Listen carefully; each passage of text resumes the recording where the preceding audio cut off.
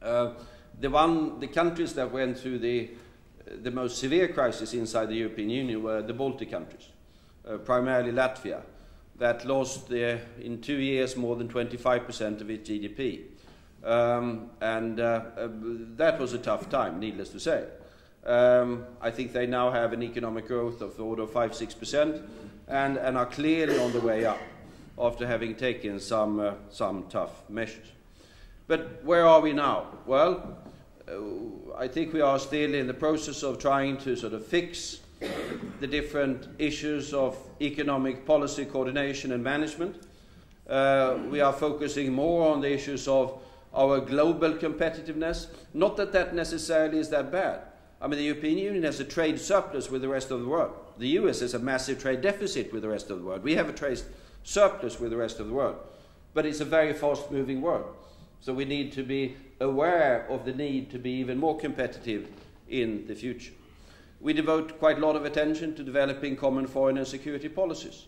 It is not entirely easy. We are talking about nations that have been pursuing very independent foreign policies for a very long time.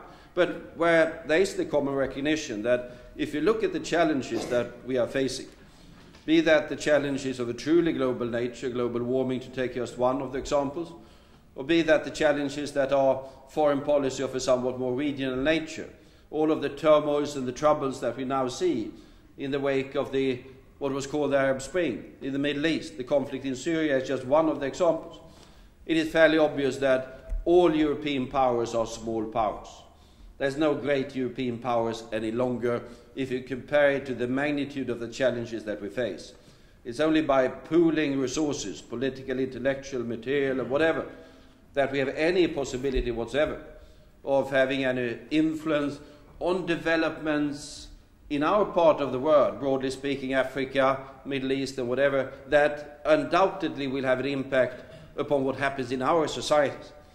Be that refugees, migration, economic impact, energy policies, and whatever. We are very much affected by what happens in the world.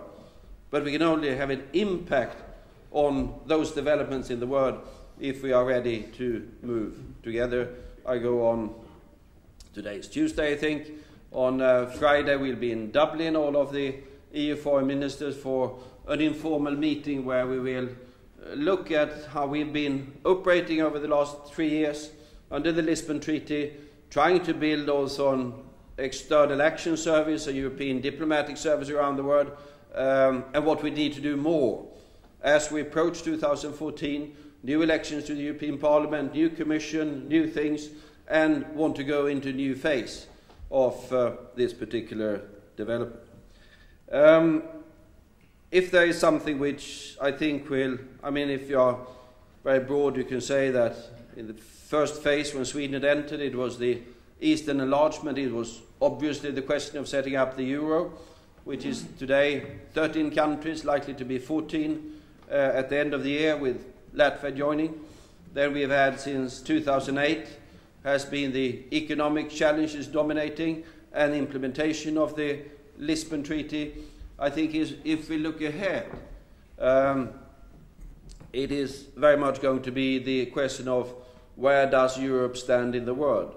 That's going to be the #1 issue on the agenda. And that both from the political and from the economic point of view.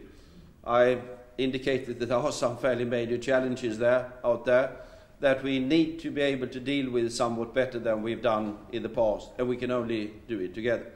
It's also, as I said, a rapidly moving global economy. And what we've done during the last few years is to launch a number of free trade negotiations across the world. We would have preferred, everyone would have preferred, to have a new sort of multilateral arrangement, the so-called Doha round, but that simply didn't work, or so far hasn't worked. And instead of that, we have launched fairly aggressive free trade agreements. South Korea, we are now negotiating with India, we are negotiating with Gulf states, we have, we just had a mandate with Japan, we have with the countries of the Andean, we have with the countries, some of the countries of the ASEAN, and the big thing is, of course, what we will now enter into the attempt to set up what we call a free trade area in the North Atlantic, that is between the European Union and the United States, which is going to be more than free trade, because we will attempt not only to take away the remaining tariffs, which are not that high, but also to have an element of regulatory convergence between the systems that we have in the European Union and the systems that are there in the United States. This is going to be exceedingly difficult, because here we are talking about two rather self-conscious entities. The United States, I don't need to spell out that too much, is a rather self-conscious entity. So is the European Union. And as a matter of fact, if you look at the details of it, the European Union is a more coherent entity on trade policy than is the United States. Because we have all of the competency for trade negotiations inside the European Commission by treaty, while there are certain competencies that in the United States rest with the states. Just to indicate some of the difficulties that we are going to get here. But if we manage to get this together, it is 40% of the global economy. It is the biggest chunk of global trade. And it will be a game changer for the global economy. And you can try to make calculations in different ways, but sort of add up to 1.5% to our GDP. And I think the Swedish calculation is that it would increase our exports to the US by 20% and the other way around. It really will be one of the things that we need in order to contribute to lifting our economies. Should be seen in the context, of course, also balancing all of the developments that are there on the Pacific side. Numerous other issues that I can, of course, mention in this particular aspect, but I think these are if I would go to make a quick sketch of where we are in the European Union, these are the issues. Then, of course, if you are nowadays in the European, if you are in a government in a member state of the European Union, a lot of your work really has to do nowadays with dealing with your colleagues. I see my foreign minister colleagues, we see each other, formally speaking, at least once a month. In reality, we work together very closely. The prime ministers, of course, meet somewhat less regularly, but 4, 5, 6 times a year for major meetings. And I would say for a prime minister, I would say roughly a third of his or her time is spent on European Union-related issues, working together. For a foreign minister, by definition, you deal with foreigners and Europeans and others. So that's even more. But even when it comes to things like environmental protection, fighting organized crime, migration, research and development, a lot of what we do nowadays is done within the European context. That, I think, is just a couple of words. Let me just finish by saying that, of course, this doesn't mean that the European Union is everything.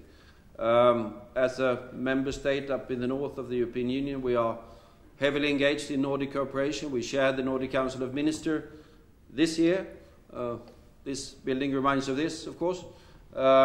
We have the chairmanship of the Arctic Council. We deal quite a lot with the Council of Baltic Sea States. We're going to have a ministerial meeting in Kaliningrad in a couple of months.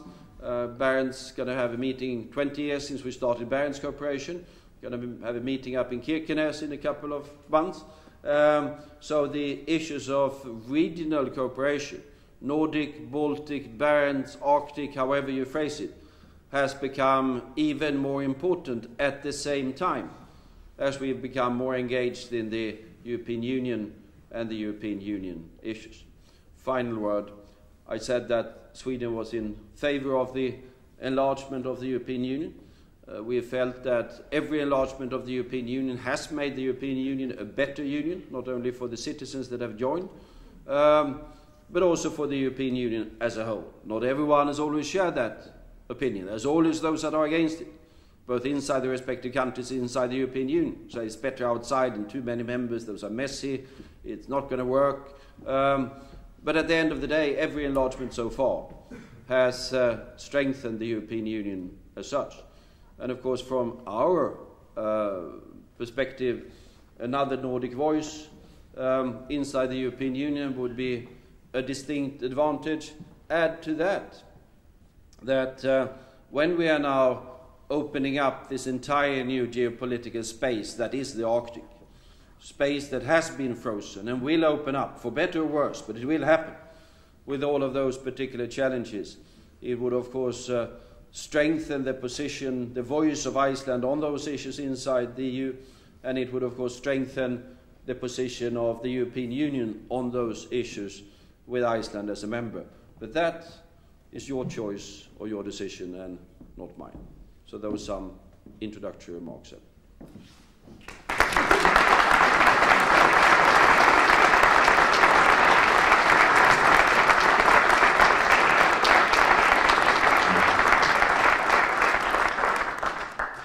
Thank you, Carl, for your most interesting introduction. And now we have some time for questions and answers from Carl. As a famous, as a local politician over there. Okay. He introduced himself as a local politician yesterday at the meeting, so I have to. Good morning, and thank Good you very morning. much for this masterly performance. It was encouraging to hear a Nordic politician talking sense. When the EMU was being designed, the law and his people had to settle for a compromise. It was known at the time and remarked that there was a deep design fault in the EMU. For operating a monetary union, you have to have a central bank with full authority as a lender of last resort for states. You have to have control of the monetary supply, meaning issuing and buying of state bonds. And you do have to have a minimum of fiscal coordination. Everybody knew this at the time. The outcome was a compromise between Germany and France. It turned out very badly. The design is very bad. It needs to be fixed. Why don't you fix it? Well, you express what I think is what a lot of people express these days. I'm not certain that is correct, because I think you can operate a common currency without a lot of these things if you want to. It's somewhat more difficult if you mess up your own economic policy, because there's no one that can help you when you